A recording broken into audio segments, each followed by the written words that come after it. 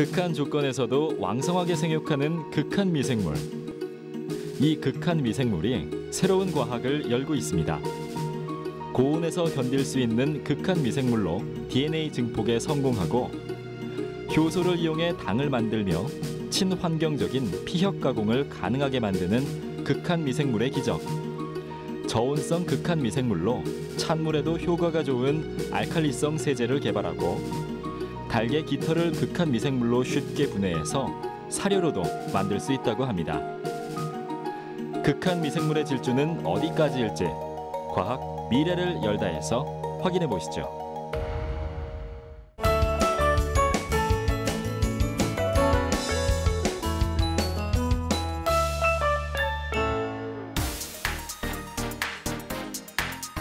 안녕하십니까. 과학 미래를 열다 이한승입니다.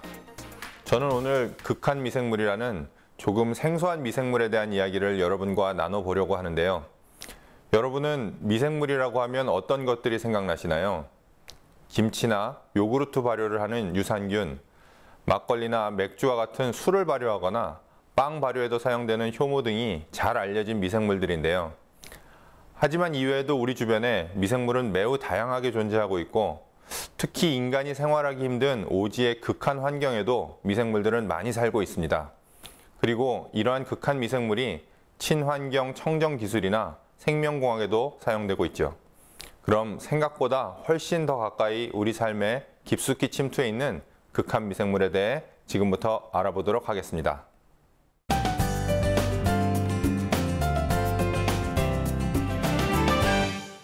극한 미생물은 극한 조건을 생육에 필요로 하거나 또는 극한 조건에서 왕성하게 생육하는 미생물을 뜻하는데요. 하지만 극한이라는 말은 우리 인간의 기준에서 극한 조건이라는 것이고 극한 미생물의 입장에서는 그저 정상적인 환경일 뿐입니다. 예를 들어 사람들이 이용하는 목욕탕의 가장 뜨거운 탕의 온도라고 해봐야 45도 정도이고 그 이상의 온도에서는 화상을 입습니다. 하지만 초고온균의 입장에서는 100도씨가 정상 조건이고 40도씨는 초저온 조건이라고 할 수 있는 것이죠. 물론 이러한 극한 조건은 온도에 국한되는 것만은 아닙니다. 수소이온 농도인 pH, 염농도, 압력 등 여러 가지가 있는데요. 보통 이런 극한 조건에 따라서 극한 미생물을 구분합니다. 온도를 기준으로 한다면 55도 이상의 온도에서 최적으로 생육하는 미생물을 고온균 또는 호열균이라고 하고 80도 이상의 온도에서 최적으로 생육하는 미생물을 초고온균 또는 초호열균이라고 합니다. 반대로 15도 이하에서 최적으로 생육하거나 20도 이상에서는 자라지 못하는 미생물을 저온균이라고 하죠. 그리고 pH에 따라서는 pH 9 이상의 알칼리 조건에서 최적으로 생육하는 미생물을 호알칼리균이라고 하고 pH 3 이하의 산성에서 최적으로 생육하는 미생물을 호산균이라고 합니다. 또한 염농도에 따라서도 나눌 수 있는데요.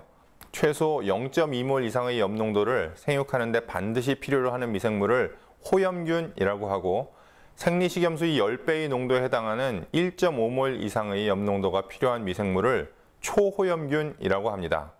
이외에도 심해저와 같은 고압에서 최적으로 생육하는 미생물을 호압균이라고 하고 메탄을 생성하는 메탄생성균, 영양성분이 낮은 상태에서 자라는 빈영양균, 낮은 수분에서도 생육하는 건조내성균 등도 극한 미생물의 범주에 넣습니다. 이제 극한 미생물에 대해 좀 더 이해하셨을 텐데요. 그럼 이제는 이러한 극한 미생물의 특성과 서식지에 대해 알아보도록 하겠습니다.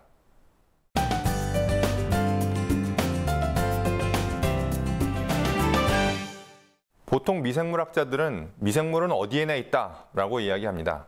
심지어는 인간이 살기 힘든 극한 환경에도 미생물은 존재하고 있죠. 그렇다면 극한 미생물이 살고 있는 지구상의 극한 환경은 과연 어떤 곳일까요?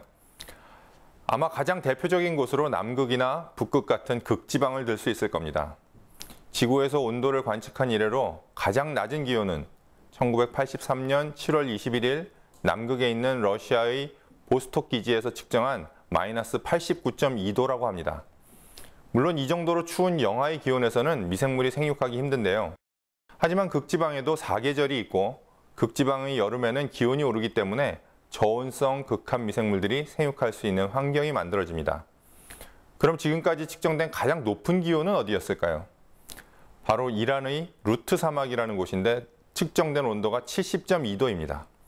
하지만 이런 지표면 말고도 화산지대나 심해저 그리고 온천지대 등의 온도는 그보다 훨씬 더 높은 것으로 알려져 있고 고온성 미생물들이 살고 있습니다.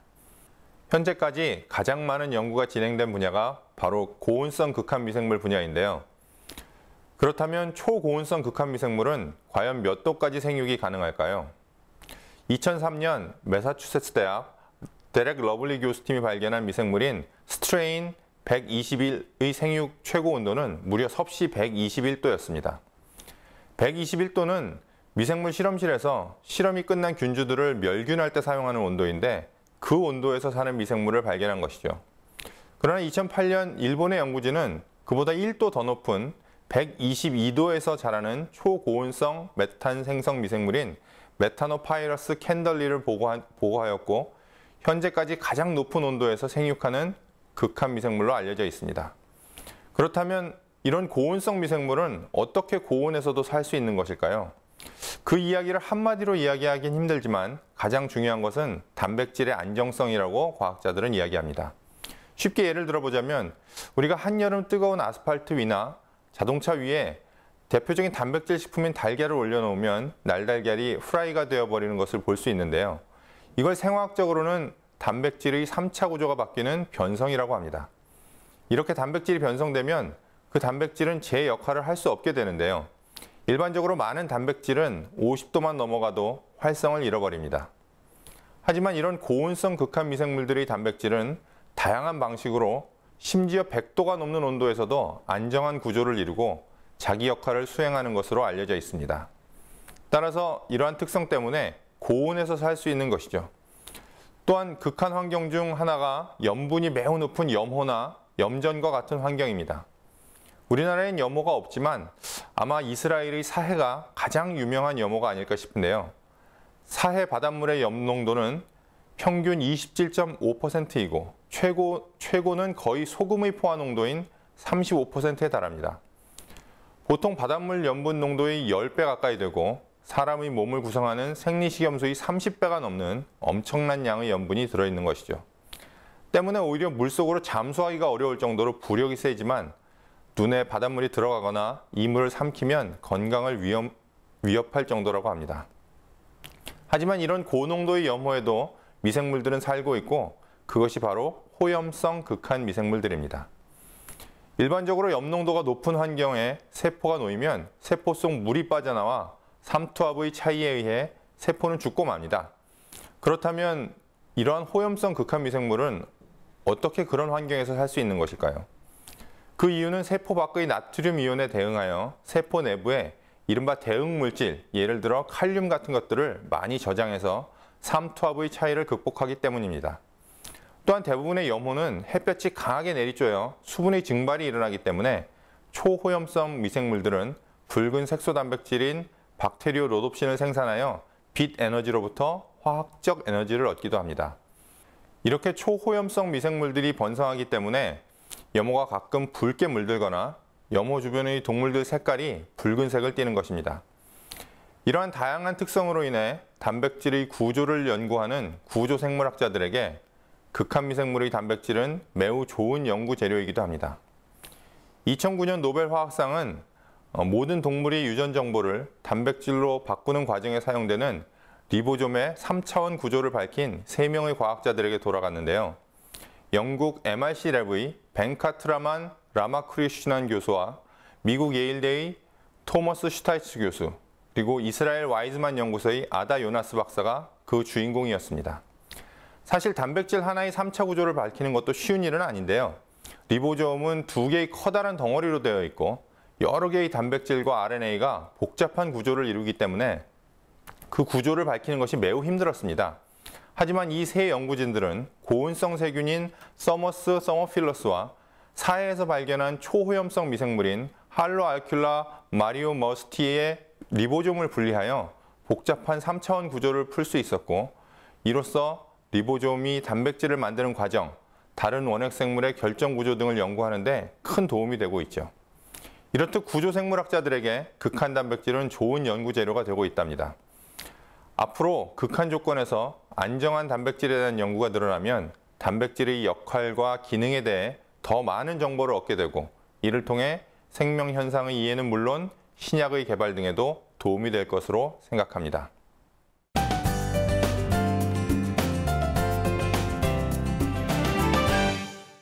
그럼 이제는 극한 미생물이 어떻게 사용되고 있는지 알아볼 텐데요. 먼저 알아볼 기술은 PCR 기술입니다. 아마 많은 분들이 스티븐 스필버그의 영화 쥬라기 공원을 보셨을 텐데요. 그 원작 소설을 쓴 소설가 마이클 크라이트는 하버드 의대를 졸업하였기 때문에 분자생물학적 지식이 남들보다 뛰어났던 소설가입니다. 그는 소설 쥬라기 공원에서 공룡의 피를 빨아먹은 모기의 호박 화석으로부터 공룡의 DNA를 추출하고 그 극미량의 DNA를 통해 실제 공룡을 복원하는 방법을 선보였는데요. 사실 이를 위해서는 극미량의 DNA를 증폭하는 기술이 필요한데 그 DNA 증폭 기술을 중합효소 연쇄 반응, 즉 PCR이라고 합니다. DNA가 이중나선 구조를 하고 있다는 이야기는 많이들 들어보셨을 것이라고 생각하는데요. 그 이야기는 DNA가 상보적인 두 개의 가닥으로 이루어져 있다고 하는 겁니다. 상보적이라고 하는 것은 서로 쌍이 있다는 뜻인데요. 그래서 한쪽 가닥의 서열을 알면 나머지 한 가닥의 서열은 자동적으로 알 수 있는 것입니다. 그런데 이렇게 상보적인 DNA는 온도가 높아지면 마치 지퍼가 풀리듯이 두 가닥이 풀려서 변성이 되고 온도가 낮아지면 다시 서로 결합을 하는 특성이 있습니다. 원래 세포가 분열할 때 DNA가 두 쌍으로 복제되는 이유도 바로 이 두 가닥을 원형으로 하여 DNA 중합효소라고 하는 효소의 작용으로 새로운 가닥을 하나씩 더 만들기 때문입니다. 그래서 사람들은 이와 같은 방식으로 원하는 DNA를 2배씩 증폭하려는 시도를 해왔습니다. 일단 90도가 넘는 고온에서 두 가닥을 풀고 50도 내외의 저온에서 작은 단편들을 결합시킨 후에 그 중간 온도에서 DNA 중합 반응을 일으키면 원하는 DNA 양이 2배가 되는 것이죠. 이론적으로 30번 정도 온도를 올렸다 내렸다를 반복하면 3시간 이내에 한 개의 DNA로부터 2의 30승, 약 10억 개의 DNA를 증폭할 수 있는 획기적인 방법입니다. 하지만 가장 큰 문제는 90도가 넘는 고온에서 이 두 가닥을 변성시키면 DNA 중합효소 단백질도 변성이 되어 활성을 잃어버리게 된다는 것이었는데요. 그래서 생각해낸 것이 고온에서 안정한 DNA 중합효소를 이용한 DNA의 복제입니다. 그리고 이때 사용된 고온성 극한 미생물이 썰머스 아쿠아티쿠스죠. 이것이 없었다면 PCR은 실제로 이루어지기 어려운 기술이었습니다. PCR로 노벨 화학상을 받은 캐리 멀리스는 화산지대가 많은 미국 옐로우스톤 국립공원에서 발견된 70도에서 최적으로 자라는 썰머스 아쿠아티쿠스라는 세균에 주목하였고 이 세균으로부터 분리한 DNA 중합효소가 90도가 넘는 온도에서도 몇 시간 동안 변성되지 않고 견딜 수 있다는 것에 힌트를 얻어서 이 세균으로부터 이 효소를 PCR에 이용하여 DNA 증폭에 성공하였던 것입니다. 참 대단한 업적을 이룬 것이었는데요. 예전에는 식중독균이나 병원성 바이러스 등을 검출하려면 균이나 바이러스를 하루나 이틀 이상 키워야 했고 검사에 시간이 오래 걸렸지만 최근에는 이러한 PCR 기술을 이용해서 빠르고 쉽게 검출하는 것이 가능합니다. 따라서 PCR 기술은 단순한 DNA 증폭뿐만이 아니라 병원균이나 바이러스의 검출, DNA 염기서열의 시퀀싱 방법, 유전자의 복제 방법 등 매우 다양하게 응용되고 있는 가장 대표적인 생명공학 기술입니다. 이렇듯 극한 미생물로부터 유래한 단백질과 효소들은 일반적인 효소들의 특성과는 다른 독특한 조건에서 반응이 가능하기 때문에 앞으로 다양한 생명공학 기술에 응용될 수 있을 것으로 예상되고 있습니다.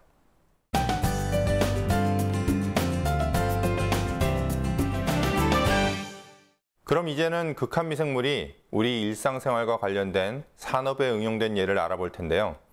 먼저 식품산업의 전분당 가공입니다. 예전엔 전분으로부터 물엿이나 포도당을 만들 때 염산이나 황산과 같은 강산을 넣고 가열해서 당화를 시키고 강알칼리로 중화시킨 후에 정제하는 방식을 사용했습니다. 이를 산당화엿이라고 불렀죠. 그런데 이러한 방법은 몸에 해로운 부산물들이 생길 수 있을 뿐만 아니라 강산 강알칼리의 사용으로 많은 오폐수가 발생하는 등 환경과 건강 모두에 바람직하지 못한 방법이라는 지적을 많이 받았습니다. 하지만 이제는 효소를 이용해서 산과 염기를 사용하지 않고 물엿이나 포도당 등을 쉽게 만들 수 있습니다. 그게 전분을 분해하는 고온성 효소인 아밀라제 덕분인데요. 전분은 상온에서 단단한 결정 구조를 이루고 있기 때문에 물에 녹지 않고 효소에 의해 분해되기가 어렵습니다. 하지만 전분을 고온으로 끓이거나 가열하면 풀처럼 호화가 일어나는데 이때 고온에서 안정한 아밀라제를 사용하면 전분이 분자량이 적은 덱스트린으로 분해되어 엿이 되는 것입니다. 이를 효소 당화엿이라고 합니다. 여기에 포도당으로 분해가 가능한 글루코아밀라제를 처리하면 우리가 흔히 보는 포도당을 만들 수 있죠. 그리고 그 포도당에 글루코스 이성화 효소를 처리하면 포도당을 과당으로 전환하여 액상과당 또는 고과당 옥수수 시럽이 만들어집니다. 이렇듯 효소 분해 및 전환 과정은 고온에서 반응성이 크고 전환율이 높기 때문에 고온성 효소를 사용하면 생산성도 좋고 환경에도 바람직한 공정을 만들 수 있습니다.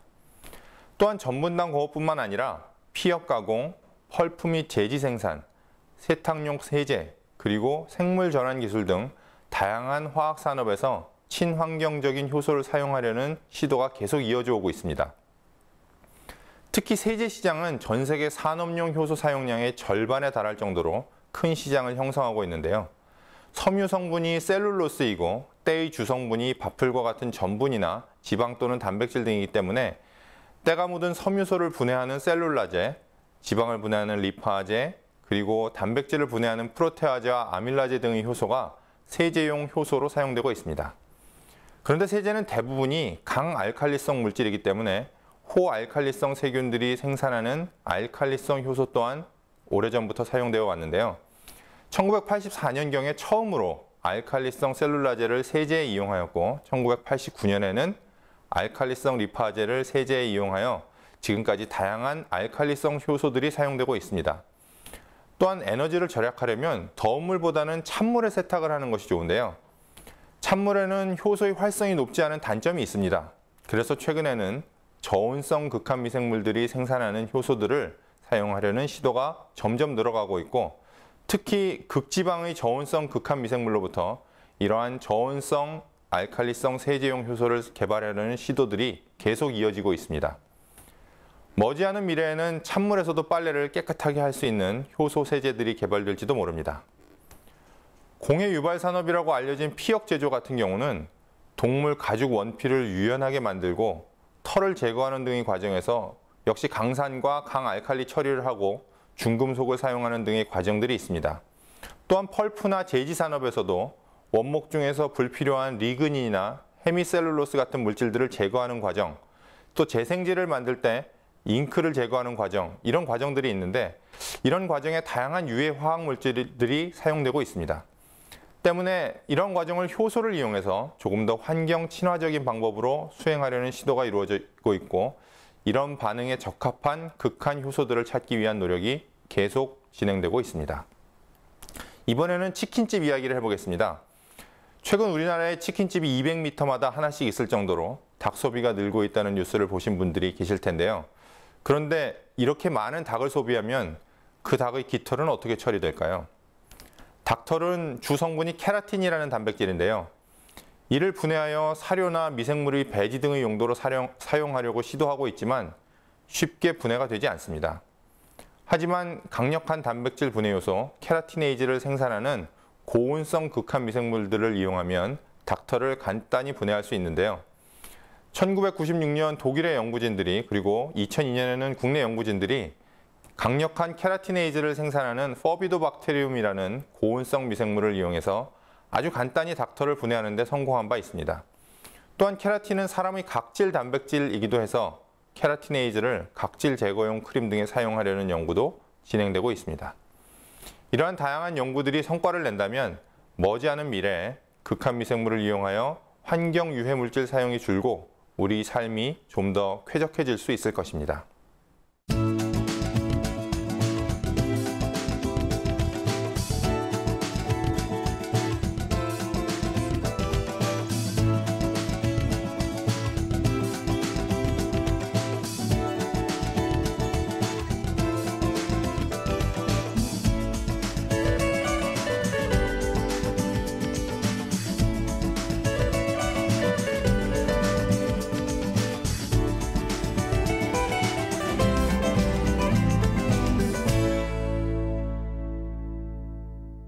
오늘은 이렇게 극한 미생물의 현재와 미래에 대해서 알아봤는데요. 아직까지 국내에 극한 미생물을 연구하시는 분들이 그렇게 많지는 않지만 오히려 그렇기 때문에 이 분야는 블루오션으로 점점 주목을 받고 있습니다. 다음 편에서 극한 미생물의 미래에 대해 더 자세히 다룰 테니 기대 많이 해주시고요. 지금까지 시청해주신 여러분 고맙습니다.